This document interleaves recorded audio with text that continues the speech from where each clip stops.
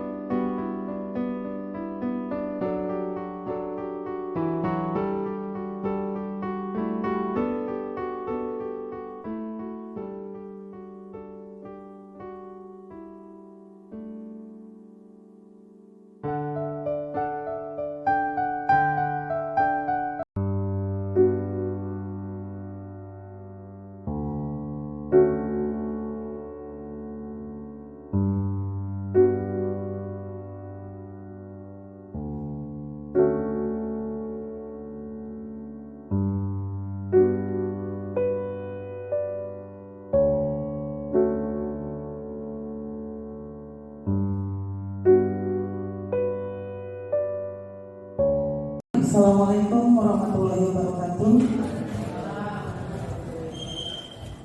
Selamat siang Bapak Ibu semuanya. Terima kasih atas kehadirannya. Sudah meluangkan waktu untuk mengikuti sosialisasi budaya yang positif. Sosialisasi budaya positif ini merupakan penggunaan tugas ya dari latihan guru penggerak untuk modul 174. Semoga dengan sosialisasi ini bisa memberikan budaya positif yang lebih baik lagi di sekolah kita ini.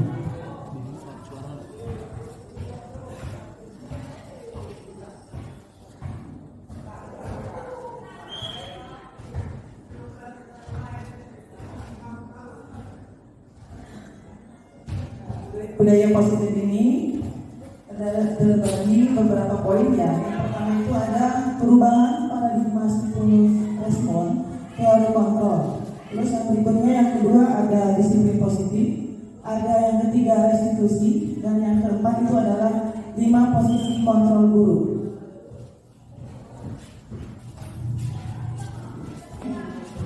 Untuk yang pertama, perubahan paradigma stimulus respon teori kontrol. Kalau diperhatikan di sini, siapa sesungguhnya yang memiliki kontrol? Kalau kita berbicara paradigma stimulus respon yang ini, bahwa kadang-kadang kita mencoba mengubah orang agar pemandangan sama dengan kita ya, itu adalah stimulus respon. Tetapi kalau teori kontrol itu menjelaskan bahwa kita berusaha memahami pandangan orang lain tentang dunia. Ini ada perbedaan antara paradigma stimulus respon dengan paradigma teori kontrol. Nah, berikutnya untuk stimulus respon ini ada perilaku buruk kadang dilihat sebagai suatu kesalahan. Sementara kalau untuk teori kontrol menyatakan bahwa semua perilaku itu memiliki tujuan. Berikutnya, yang stimulus respon, orang lain bisa Tetapi kalau untuk teori kontrol, hanya Anda yang bisa mengontrol diri Anda. Artinya hanya saya pribadi yang bisa mengontrol diri saya sendiri. Jadi tidak ada campur tangan dari orang lain. Berikutnya, kalau untuk stimulus respon, saya bisa mengontrol orang lain. Tetapi kalau teori kontrol menyatakan bahwa Anda tidak bisa mengontrol orang lain. Stimulus respon berikutnya bahwa pemaksaan ada pada saat rujukan gagal. Tetapi kalau teori kontrol tidak seperti itu, adanya kolaborasi dan konsensus menciptakan pilihan-pilihan baru. Dan kalau untuk stimulus respon, kadang berpikir menang kalah, ada yang menang, ada yang kalah. Ya. Tetapi kalau teori kontrol berpikirnya itu adalah menang-menang, seperti itu. Itu paradigma stimulusnya, ya, stimulus respon dengan teori kontrol. Nah, berbicara tentang nilai-nilai kebijakan universal, sepertinya kita sebagai guru sudah paham semuanya ya, bahwa ada nilai-nilai positif tiap orang ya. Jadi artinya dalam setiap orang pasti memiliki nilai positif. Nah, nilai-nilai kebajikan ini adalah sifat-sifat positif manusia yang merupakan tujuan mulia yang ingin dicapai oleh setiap individu. Nah, biasanya nilai-nilai ini bersifat universal dan lintas bahasa, suku bangsa, agama maupun latar belakang. Menurut William Glasser menyatakan bahwa setiap perilaku atau perbuatan memiliki satu tujuan. Nah, kalau kita ya dengan mengaitkan nilai-nilai kebajikan yang diyakini seseorang, maka motivasi intrinsipnya akan terbangun sehingga menggerakkan motivasi diri dari dalam dirinya untuk dapat mencapai tujuan mulia yang diinginkan. Sedangkan karena berhubungan sekolah dengan siswa kita, dengan murid-murid kita, bahwa nilai-nilai kebajikan yang ingin dicapai oleh anak Indonesia adalah, kita sudah kenal ya dengan profil pelajar Pancasila. Ini mungkin sudah hafal semuanya ya. Beriman, bertakwa kepada Tuhan Yang Maha Esa, beramal mulia dan mandiri, bernalar kritis, berkemerdekaan global, bergotong royong dan kreatif.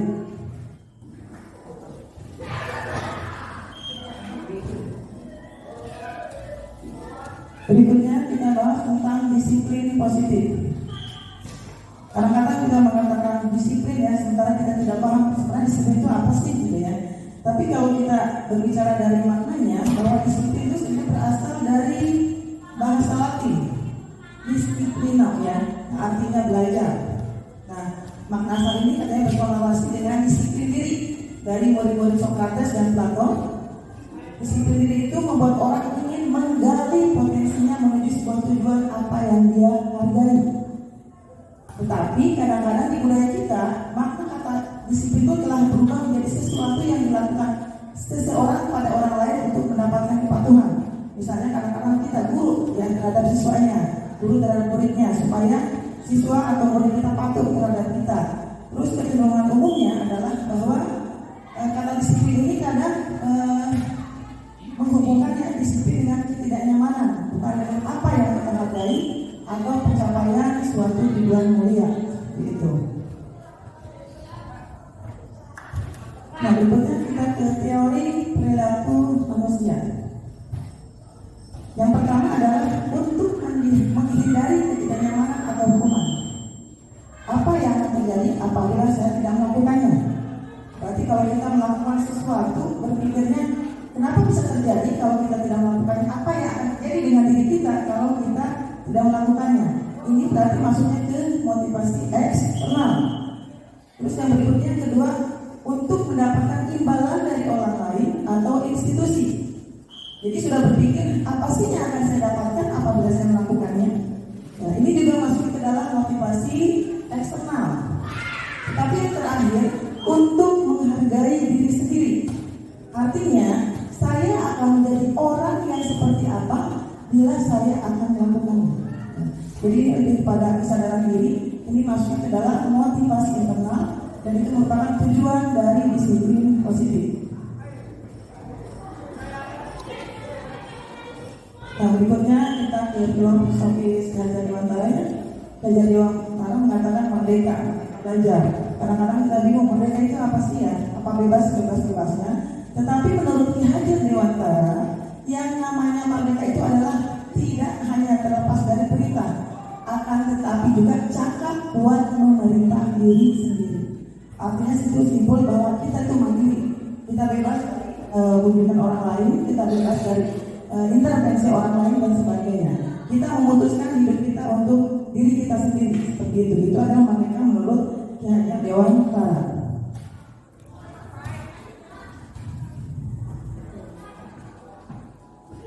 Berikutnya itu ada restitusi. Nah mungkin ini beberapa mungkin belum ini ya, restitusi ini kadang-kadang memang baru kita dengar sekarang ini. Restitusi apa sih? Jadi restitusi itu adalah proses menciptakan kondisi bagi murid untuk memperbaiki kesalahan mereka. Jadi mereka itu bisa menjadi pada kelompok mereka, kembali pada kelompok mereka dengan karakter yang lebih kuat. Restitusi juga merupakan proses kolaboratif yang mengajarkan murid untuk mencari solusi untuk masalah mereka dan membantu murid berpikir tentang orang seperti apa yang mereka ingin menjadi tujuan atau tujuan mulianya dan bagaimana mereka harus memperlakukan orang lain. Nah ini ada 9 ciri restitusi. Yang pertama itu adalah bukan untuk menembus kesalahan, namun untuk belajar dari kesalahan. Yang kedua adalah untuk memperbaiki hubungan. Yang ketiga, tawaran bukan paksaan. Yang keempat, restitusi itu menuntun untuk melihat ke dalam diri. Yang kelima, restitusi mencari kebutuhan dasar yang mendasari tindakan. Yang keenam, restitusi diri adalah cara yang paling baik. Yang ketujuh, restitusi fokus pada karakter, bukan pada tindakan. Yang kedelapan, restitusi fokus pada solusi. Dan yang terakhir kesembilan, restitusi mengembalikan murid yang berbuat salah pada kelompoknya. Mengapa sih tidak peraturan saja? Mengapa harus keyakinan kelas? Jadi di sini untuk hubungan dengan restitusi dengan hubungan dengan budaya positif ada yang disebut dengan keyakinan kelas. Yang pertama kalau kita tanyakan mengapa kita memiliki peraturan harus menggunakan helm bila mengendarai roda 2. Pernah nggak Bapak Ibu naik motor? Kalau misalnya sampai alun-alun pakai helm. Cuma waktu depan paling bisa pikir cuma 200 meter pasti tidak pakai helm. Karena apa? Karena takut ada hukuman, takut kena razia. Tetapi kalau kita berbicara tentang restitusi, tentang disiplin positif, berapapun jarak yang ditempuh ketika kita mengendarai motor, kita pasti akan menggunakan helm. Karena fungsi dari helm adalah melindungi kepala kita bila terjadi kecelakaan. Itu maksudnya dalam konsep yang disiplin diri ya, disiplin positif. Terus ini juga sama, mengapa kita harus menggunakan masker gitu. Kadang-kadang menggunakan masker, nggak enak sama yang lain, aturannya menggunakan masker karena ada aturan. Tetapi kalau kita mempunyai disiplin positif, kita akan menggunakan masker karena memang kesadaran buat keselamatan kita, buat kesehatan kita. Ini juga sama, mengapa kita misalnya harus datang tepat waktu? Ya, kita bukan lagi takut pada atasan kita ya. Tepat waktu bukan karena takut pada atasan kita, tetapi harusnya komitmen dengan keyakinan yang ada dalam dirinya. Nah, untuk mendukung motivasi intrinsik, kembali kepada nilai-nilai keyakinan-keyakinan yang lebih menggerakkan seseorang dibandingkan mengikuti serangkaian peraturan-peraturan. Artinya, keyakinan itu lebih kuat ya dibandingkan dengan peraturan. Karena kalau yang namanya keyakinan diri berarti motivasi intrinsik. Tetapi kalau kita berbicara peraturan, berarti itu adalah motivasi eksternal. Nah, di sini lihat bahwa kalau ada peraturan kelas, maka dengan peraturan yang ada, kita inginkan ini menjadi sebuah keyakinan kelas. Misalnya, menggunakan HP untuk siswa ya, menggunakan HP tidak menggunakan HP pada saat pembelajaran, ataupun digunakan ketika memang membutuhkan sesuai dengan yang dibutuhkan oleh gurunya. Nah, ketika keyakinan kelas sudah ada, maka akan timbul menjadi lingkungan yang positif. Kalau lingkungan sudah positif, diharapkan akan menjadi budaya positif. Ya ini semuanya berawal dari kelas ya. Nah mungkin ini biasa kita lakukan ya. Tapi kadang-kadang kita suka lupa. Ya, ini hal-hal yang perilaku kita terhadap orang lain. Terdengar misalnya kalau kita ingin mengucapkan terima kasih, tolong, permisi, maaf, boleh saya pinjam, nanti saya kembalikan, yuk saya bantu. Itu adalah kata-kata yang indah gitu ya, yang enak gitu, tidak asal istilahnya asal ngambil aja dan sebagainya. Ini juga perilaku yang memang harus terus ya masuk ke dalam keyakinan diri kita. Nah ini yang terlihat ketika ada satu orang yang berbicara, berarti yang lain harus mendengarkan, harus saling berbagi, harus fokus dan perhatian. Terus ini juga yang berhubungan dengan perilaku, berarti harus ramah, tenang, damai, saling menghormati, toleran dan solider. Nah ini ada perbedaan di antara peraturan dengan keyakinan kelas. Ketika kita berbicara peraturan, misalnya selalu kembalikan buku ke tempatnya. Kalau kita berbicara keyakinan kelas atau keyakinan yang ada dalam diri kita yang pribadi, misalnya kita hubungan diri kita pribadi, berarti ini berhubungan dengan tanggung jawab yang ada dalam orang tersebut. Karena kita hubungan dengan kelas, berarti yang ada di kelas tersebut. Terus di sini dilarang mengganggu orang lain. Berarti keyakinan kelasnya itu adalah menghormati orang lain. Terus berikutnya, hadir di setiap 15 menit sebelum pembelajaran dimulai. Berarti ini hubungannya dengan menghormati orang lain dan juga berkomitmen. Berikutnya, dilarang melakukan kekerasan. Berarti hubungannya dengan keselamatan, menghormati orang lain. Dilarang menggunakan narkoba, berarti hubungannya dengan kesehatan. Terus ini bergantian atau menunggu giliran, berarti hubungannya dengan menghormati orang lain dan bersabar. Di sini ada gunakan masker, berarti hubungannya dengan kesehatan dan juga keselamatan. Dan yang terakhir ini jangan berlari di kelas atau koridor. Berarti kalau hubungannya dengan keyakinan kelas itu ada tentang keselamatan dan keamanan. Ini sebenarnya perubahan aja ya, bahwa ada perubahan angkatan 5 dan 6. Ada penambahan dihukum oleh penghargaan. Jadi ini ada pengaruh jangka pendek dan ada jangka panjang. Jadi yang pertama itu adalah menurut penelitian ini ya, menurut riset, bahwa penghargaan itu menghukum, bahwa penghargaan itu mengurangi ketepatan, penghargaan tidak efektif, penghargaan merusak hubungan. Nah ini juga yang berikutnya tadi karena ada 8 ya, ini tambahannya ada bahwa penghargaan itu menurunkan kualitas, penghargaan mematikan kreativitas, dan penghargaan mengurangi motivasi intrinsik. Nah ini kita kembali sebagai posisi kita sebagai guru, ada beberapa tindakan guru.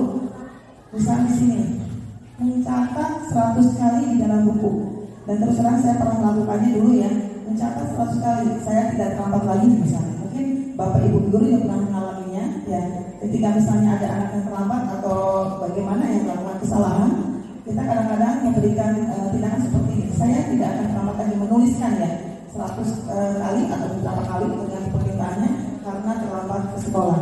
Nah kalimat seperti ini, permintaan seperti ini yang dilakukan oleh seorang guru, ternyata ini merupakan hukuman ya. Terus berikutnya, lari mengelilingi lapangan basket 2 kali karena terlambat hadir di sekolah. Ini juga merupakan hukuman. Terus murid diminta untuk push up 15 kali karena tidak menggunakan masker ke sekolah. Ini masuknya ke dalam hukuman. Terus menggantikan kertas tugas teman yang telah dicoret-coretnya. Nah kalau ini merupakan bukan merupakan hukuman, tetapi merupakan konsekuensi.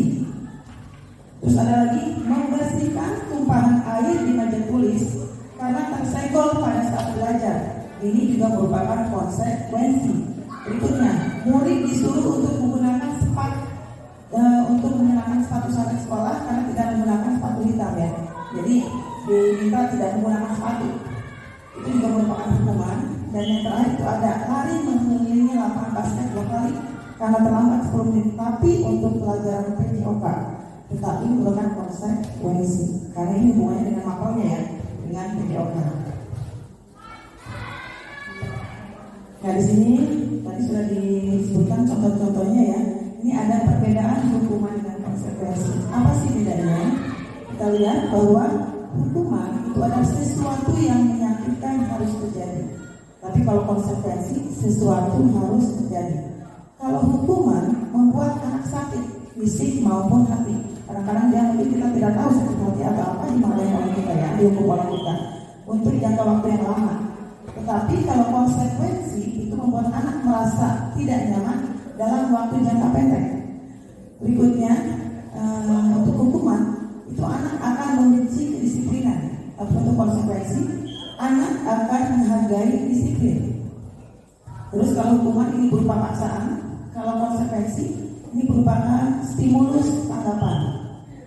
Nah, kalau untuk hukuman ini mendorong anak menyakiti diri sendiri, sedangkan untuk konsekuensi mendorong anak agar mudah menyesuaikan diri. Nah, untuk hukuman itu merupakan konsep diri yang buruk, kalau konsekuensi itu adalah konsep diri yang baik. Di sini untuk hukuman anak belajar untuk menyembunyikan kesalahan, karena untuk menghindari hukuman ya. Sementara untuk konsekuensi anak belajar untuk mematuhi peraturan. Kalau untuk hukuman biasanya ada rasa marah, rasa bersalah, dipermalukan, merasa tidak dihargai. Tetapi kalau untuk konsekuensi ada kehilangan, dibuat tidak nyaman, diasingkan untuk sementara. Nah, ini berhubungan dengan disiplin ya. Jadi ini ada hukuman. Nah, untuk disiplin tadi kan kita di awal sudah mengaitkan dengan disiplin positif. Jadi disiplin positif itu terbagi dua, ada konsekuensi, ada restitusi. Nah, kita lihat bahwa untuk hukuman ada sesuatu yang menyakitkan harus terjadi, ini sesuatu yang terjadi. Kalau restitusi itu merupakan pilihan ya. Jadi memang sudah merupakan pilihan dari siswanya sendiri gitu. Kalau untuk berikutnya tadi sudah jelaskan ini ya, tidak nyaman untuk murid, terus anak juga untuk jangka pendek dan tidak nyaman, terus juga ya, untuk jangka panjang tidak nyaman untuk hukuman. Tetapi kalau dengan restitusi itu menguatkan untuk murid dalam jangka waktu panjang. Kalau hukuman ini korban mendapatkan keadilan, kalau konsekuensi korban bisa saja diabaikan. Tetapi untuk restitusi korban mendapatkan ganti. Terus untuk hukuman ini murid atau anak akan tersakiti. Terus kalau ini murid atau anak dibuat tidak nyaman. Tetapi dengan adanya restitusi murid atau anak akan mendapatkan penguatan. Kalau hukuman itu perilakunya pasif agresif meningkat, sedangkan untuk konsekuensi penguatan hanya bertahan dalam jangka waktu pendek. Sedangkan dengan adanya restitusi itu akan masalah terpecahkan. Terus untuk hukuman sistem tidak akan berjalan bila murid tidak takut. Terus kalau konsekuensi memerlukan monitoring dan supervisi terus menerus dari guru. Sedangkan dengan adanya restitusi murid belajar bertanggung jawab untuk setiap perilakunya. Kalau hukuman berlaku hanya pada sebuah institusi, tidak berlanjut pada kehidupan nyata. Kalau konsekuensi membantu penerapan mengikuti peraturan yang ada dalam masyarakat. Tetapi kalau restitusi itu fokus pada pemecahan masalah dalam jangka waktu yang panjang. Kalau peraturan atau hukuman biasanya hubungannya dengan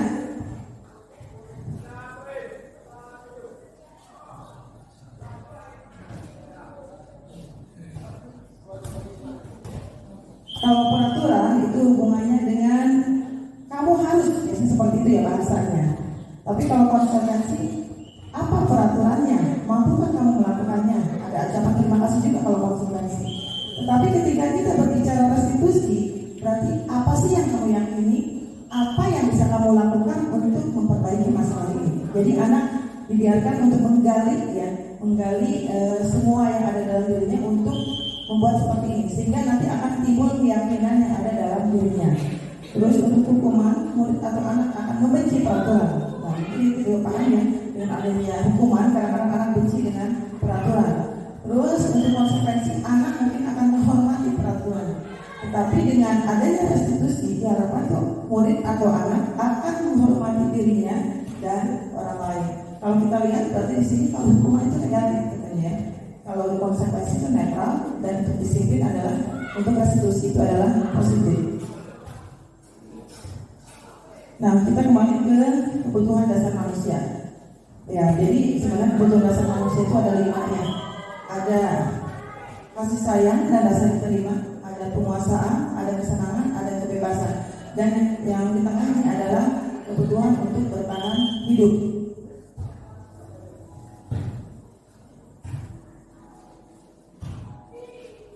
Berhubungan dengan posisi kita sebagai guru, ada 5 posisi kontrol guru yang perlu kelihatan. Yang pertama,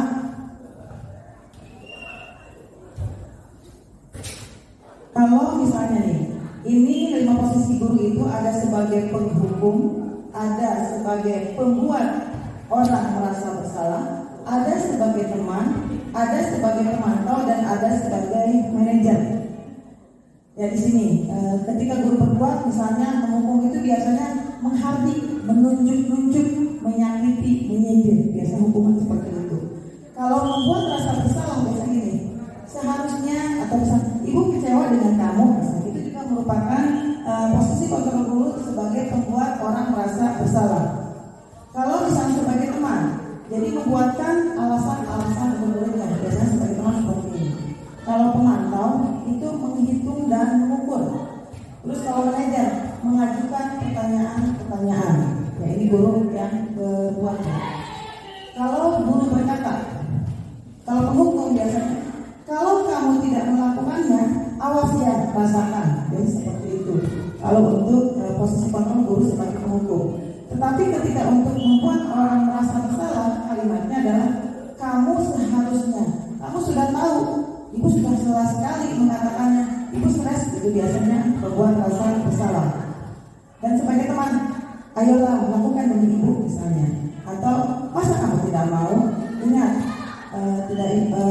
ingat tidak ibu pernah bantu. Itu sebagai teman ya, bahasanya seperti itu. Tapi kalau untuk pemantau lebih kepada aturan. Apa peraturannya? Apa peraturan? Mengingatkan siswa untuk tentang peraturan yang ada. Sedangkan sebagai manajer, apa yang kamu yakini? Apa yang bisa kamu kerjakan untuk memperbaiki masalah ini? Jadi memang di manajer ini lebih baik ya, karena ini menggali siswa ya supaya membuat keyakinan yang ada dalam dirinya. Terus biasanya hasilnya kalau penghukum itu akan siswanya akan memberontak, menyalahkan orang lain atau berbohong. Kalau pembuat merasa bersalah itu akan menyembunyikan atau menyangkal atau bisa juga berbohong. Kalau sebagai teman ini hasilnya akan ada ketergantungan. Kalau kita guru sebagai pemantau, maka hasilnya siswa itu akan menyesuaikan diri bila diawasi. Kalau tidak diawasi enggak gitu ya. Tapi kalau untuk manajer ini akan menguatkan pribadi dari murid itu sendiri. Nah kaitannya dengan dunia yang berkualitas ini bahwa murid meletakkan guru di luar dunia berkualitas kalau guru penghukum ya. Sedangkan kalau membuat rasa bersalah itu ada maafkan saya misalnya gitu ya. Kalau untuk teman, saya pikir bapak atau ibu teman saya, oh ternyata begitu, masa seperti itu. Terus kalau untuk pemantau, berapa banyak bintang yang harus saya peroleh? Berapa halaman harus saya tulis?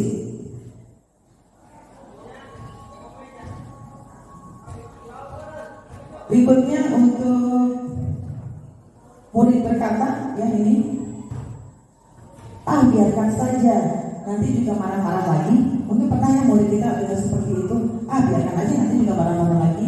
Tapi kalau ini kan maafkan saya. Terus ini tadi yang murid berkata ya, saya pikir bapak atau ibu teman, saya pikir bapak atau ibu itu teman saya, ternyata begitu gitu ya. Terus untuk pemantau, berapa banyak bintang yang harus saya peroleh, berapa halaman yang harus saya tulis. Terus bagaimana caranya saya bisa memperbaiki keadaan kalau untuk manajer ya. Kalau guru sebagai manajer, murid akan seperti ini. Terus dampaknya pada murid itu berarti kalau untuk kita sebagai penghukum, kalau guru sebagai penghukum, kemungkinan anak atau murid kita akan mengulangi kesalahan. Terus kalau untuk membuat rasa bersalah, ini anak akan merasa rendah diri atau minder ya. Kalau sebagai teman, itu anak akan menjadi lemah, tidak mandiri dan tergantung. Sedangkan kalau kita sebagai pemantau, itu anak akan menitikberatkan pada sanksi atau hadiah untuk dirinya. Jadi kalau melakukan sesuatu pasti mikirnya ada sanksinya atau ada hadiahnya gitu. Tetapi kalau kita guru sebagai manajer, maka siswa atau anak atau murid itu akan mengevaluasi dirinya, bagaimana cara memperbaiki dirinya. Nah, berikutnya di sini ada pernyataan-pernyataan. Di sini ada kalimat, saya kecewa sekali dengan kamu. Jadi kalau saya kecewa sekali dengan kamu, ini masuknya ke dalam apa? Ya, ini adalah membuat orang merasa bersalah. Jadi posisi kontrol, guru membuat rasa bersalah. Tapi kalau misalnya mengatakannya, kamu tidak pernah benar melakukannya, berarti ini posisi guru mengatakan itu berarti guru sebagai penghukum. Tapi kalau guru mengatakan, ayolah lakukan demi ibu atau bapak misalnya gitu ya, berarti ini guru memposisikan sebagai teman. Terus berikutnya, apakah kamu mau mendapatkan stiker bintang hari ini misalnya? Ini berarti guru sebagai pemantau. Terus atau misalnya kalau kalimat gurunya, bagaimana kamu bisa menyelesaikan masalah ini? Nah, ini adalah guru sebagai manajer. Terus yang terakhir, kamu selalu yang paling akhir. Itu berarti guru sebagai penghukum. Nah, dari kalimat-kalimat ini kita bisa introspeksi diri kita masuk ke yang mana? Apakah kita masuk ke yang membuat orang merasa bersalah? Apakah sebagai penghukum, sebagai teman, penantau, atau yang manajer? Dan yang paling baik adalah kita sebagai guru itu sebagai manajer ya. Ini ada segitiga restitusi. Kalau segitiga restitusi ini adalah hal-hal yang dilakukan kepada siswa kita, murid kita. Jadi kalau misalnya segitiga restitusi itu ada menanyakan keyakinan, ada menstabilkan identitas, ada validasi kebutuhan. Jadi di awal kita menstabilkan identitas dulu. Jadi ketika anak melakukan kesalahan bisa mengatakan bahwa tenang saja, misalnya setiap orang pasti pernah melakukan kesalahan. Jadi kita tidak langsung menjadi kamu salah misalnya, tetapi kita bisa mengatakan setiap orang pasti melakukan kesalahan. Atau bisa juga kita mengatakan bahwa kamu bukan satu-satunya orang yang pernah melakukan kesalahan ini. Ya, bisa seperti itu. Berikutnya, nah dengan seperti ini ada validasi kebutuhan. Terus validasi kebutuhan itu kita bisa menanyakan, kamu tentu punya alasan kenapa melakukan hal ini. Misalnya kejadian sebelumnya, misalnya anak lompat pagar, kamu pasti punya alasan kenapa sih kamu lompat pagar misalnya ya. Jadi memang seperti itu ya, untuk sesuai dengan segitiga restitusi. Atau misalnya bisa juga dengan, adakah cara yang lebih efektif untuk mendapatkan apa yang kamu butuhkan? Ya, bisa menyatakan seperti itu. Itu masuk ke kategori validasi kebutuhan. Yang terakhir itu ada menanyakan keyakinan. Nah, setelah kita menggali informasi yang ada anak, kita tanyakan balik kepada anak, nilai-nilai apa yang telah kita sepakati. Misalnya tentang anak yang lompat pagar, kita kembalikan lagi, sekolah itu buat apa sih, misalnya seperti itu ya. Jadi kita lihat lagi ke aturan-aturan atau nilai-nilai yang sudah kita sepakati sebelumnya. Atau kita juga bisa mengatakan kalau berhubungan dengan karakter tersebut ya, kamu ingin menjadi apa? Atau kamu ingin menjadi orang seperti apa? Jadi ditanyakan.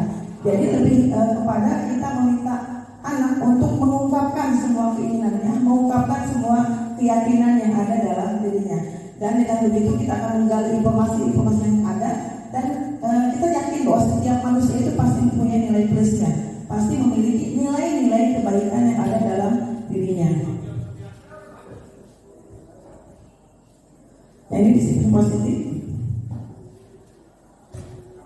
Ya, kalau misalnya di sini dilihat, Anda tidak bisa mengontrol orang lain, hanya Anda yang bisa mengontrol diri Anda.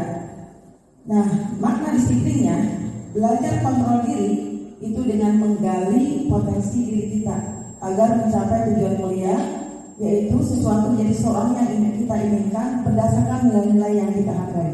Jadi kalau kita melakukan sesuatu bukan karena orang lain atau bukan karena sesuatu yang akan kita dapatkan, tetapi lebih kepada kita menghargai diri kita sendiri. Kita akan menjadi seperti apa di depannya, seperti itu. Terus untuk semua perilaku manusia memiliki tujuan. Itu ada teori motivasi ya. Tadi teori motivasi itu ada untuk menghindari hukuman, ada untuk mendapatkan imbalan. Jadi untuk menghindari hukuman, untuk mendapatkan imbalan itu masuknya ke motivasi ekstrinsik ya. Dan yang berikutnya ketiga itu adalah untuk menghargai diri sendiri. Nah, menghargai diri sendiri itu masuk ke dalam keyakinan diri, berarti masuk ke dalam motivasi intrinsik.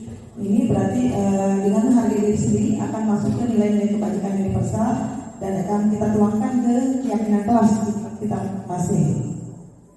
Terus di sini juga ada model berpikir menang-menang, kolaborasi, konsensus menciptakan pilihan-pilihan baru. Ini realitasnya bahwa kebutuhan kita berusaha memahami pendapat pandangan orang lain tentang dunia dan setiap orang memiliki gambaran yang berbeda. Dengan adanya seperti ini kita yakin si di antara rekan kerja, si di antara kita dengan teman dan sebagainya itu akan lebih sedikit ya. Ketika kita sudah memahami ini bahwa setiap manusia itu pasti punya pandangan masing-masing. Jadi kita jangan memaksakan apa yang kita yakini untuk diyakini oleh orang lain. Karena setiap orang memiliki keyakinan masing-masing ya. Dan berikutnya ini tadi sudah dijelaskan ya, 5 kebutuhan dasar manusia, ada penguasaan, kasih sayang dan rasa dicintai, ada kesenangan, ada kebebasan. Terus ini 5 posisi kontrol, tadi penghukum, pembuat rasa bersalah, teman, pemantau, manajer.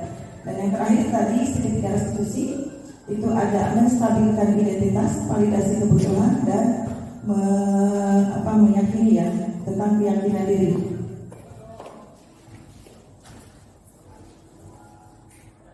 Terima kasih atas waktu yang sudah diberikannya, kehadirannya. Mohon maaf bila ada yang salah. Assalamualaikum warahmatullahi wabarakatuh.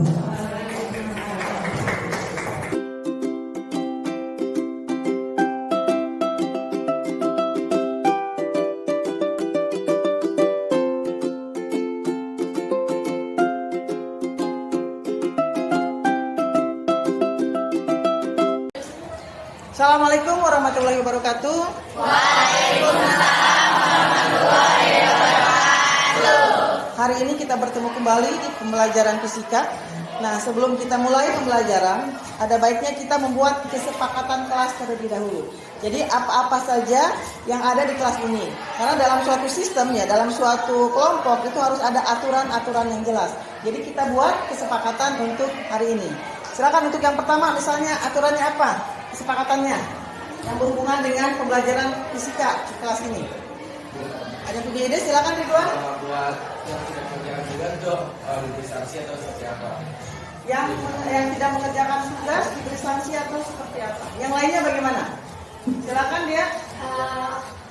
Tidak menggunakan HP ketika pembelajaran. Tidak menggunakan HP ketika pembelajaran. Oke, kita tulis dulu poin yang pertama ya. Kesepakatan kelasnya.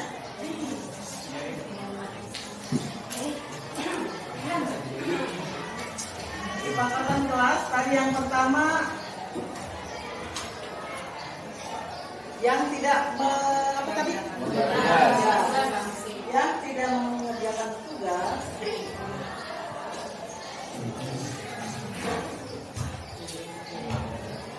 mendapatkan Sanksi.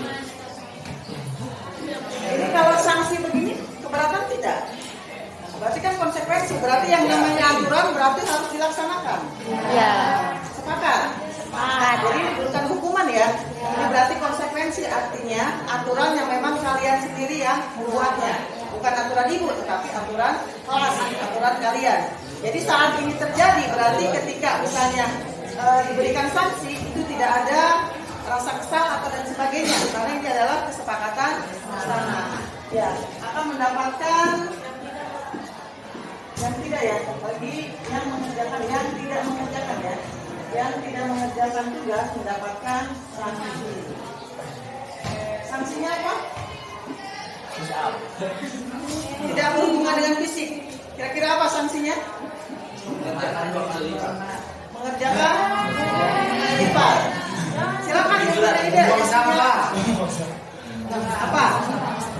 Membersihkan kelas, Bu. Membersihkan kelas. Mengerjakan? Membersihkan kelas, Bu, mungkin. Membersihkan kelas.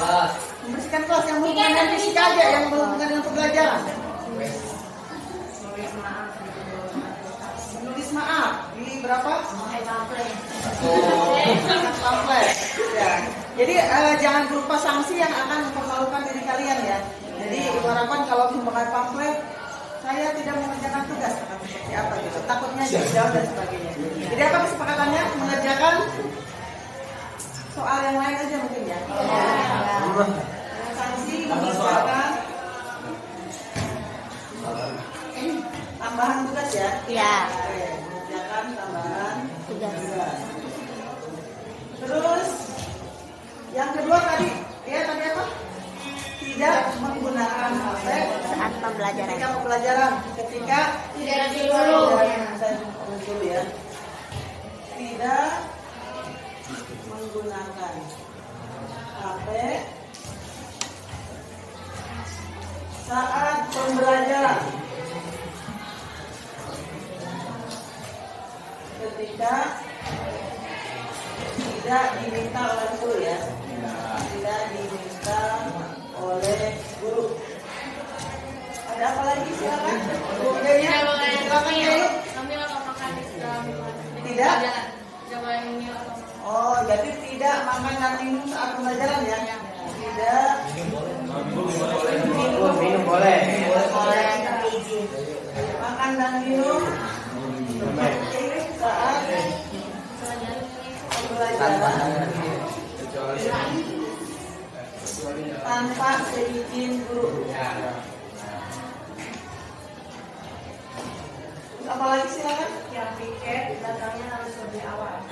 Yang piket. Apa? Silakan. Kesempatan kelas ya, silakan untuk pembelajaran fisika ya. Kesempatan kelas untuk pembelajaran fisika. Apalagi tambahan silakan. Yang berhubungan dengan pembelajaran kelas. Apa? Kalau dalam suatu sistem, dalam suatu kumpulan, dalam suatu kumpulan orang-orang ya, yang lebih dari satu, otomatis kan harus apa? Supaya tidak ada gesekan, tidak ada friksi. Harus apa? Saling menghargai ya. Saling menghargai Antara guru atau siswa. antara siswa ataupun sama guru sama siswa ya. Saling menghargai sesama teman dan guru. Terus apa lagi? Yang keempat itu sudah. Yang kelima ada lagi mungkin tambahan yang berhubungan dengan pembelajaran fisika. Apa? Bersikap apa kalau dalam belajar harus Sopan. Harus sopan. Sopan. Ya, terus sopan. Bertutur kata yang santun. Bersikap sopan. Apalagi selain sopan? Tutur kata yang baik. Nah, Bertutur kata sopan yang baik. terus jujur. Sama. Bisa ya? Kalau lama, apa lagi? Tidak berbicara berarti menyimak ya. Menyimak penjelasan guru ya. Penjelasan guru. Ada lagi silakan. Tidak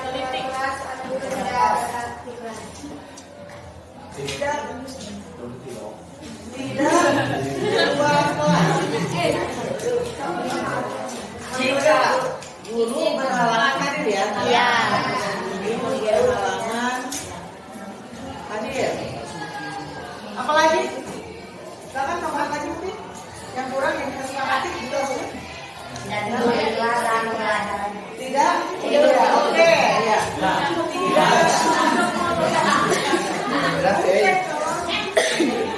Tidak tidur di kelas saat pembelajaran. Apalagi?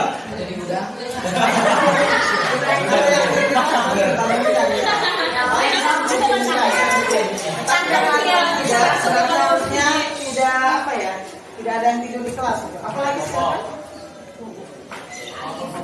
Ada lagi mungkin ada tambahan lagi? Silakan yang punya ide untuk kesepakatan kelasnya. Yes, ada?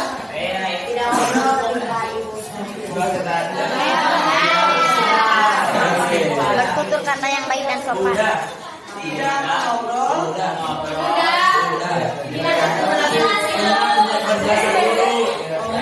Oke, tidak ngobrol. Bisa juga tambahkan ini lebih menyimak.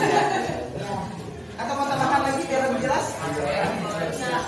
Saat pembelajaran. Terus apa lagi? Menggunakan bahasa yang sopan.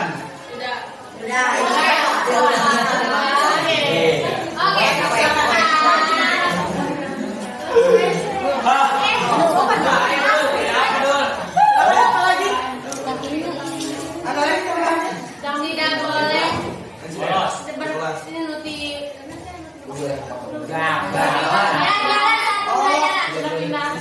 Aduh.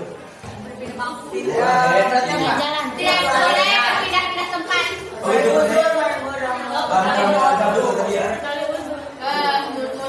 Tidak berpindah-pindah tempat. Saat pembelajaran berlangsung. Aduh.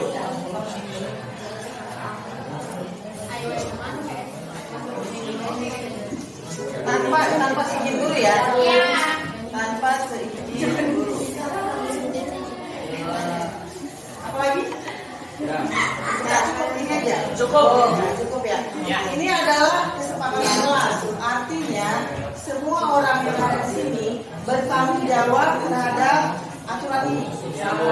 Bertanggung jawab terhadap kesepakatan kelas ini. Berarti kalau misalnya ada salah satu di antara kalian yang melaksanakan ini tidak sesuai dengan kesepakatan kelas, berarti ada konsekuensi. Konsekuensinya mungkin nanti bisa dibahas nanti ya, konsekuensinya apa. Nanti yang jelas ini merupakan kesepakatan kita dan harus kita laksanakan bersama. Ada pertanyaan sampai sini? Tidak ada, cukup ya. Cukup untuk kesepakatan kelas. Terima kasih atas masukan-masukannya. Semoga kesepakatan kelas ini bisa kita laksanakan.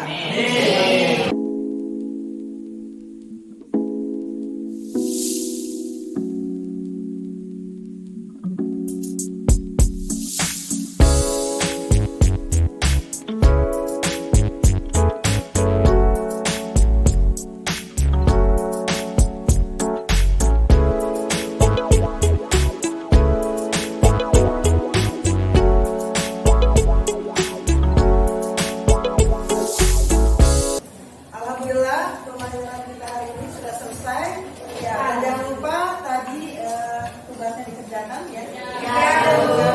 Terus dan jangan lupa juga kita sudah membuat kesepakatan.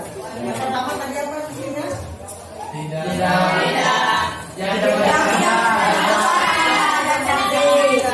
kita sepakat tidak mengerjakan tugas itu akan ada tugas tambahan. Berarti nanti untuk pekan berikutnya, pertemuan yang berikutnya, kalian semua harus sudah menyelesaikan tugas tersebut.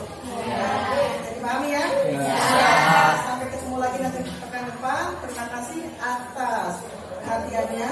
Kita bersama-sama kita tutup dengan baca hamdalah.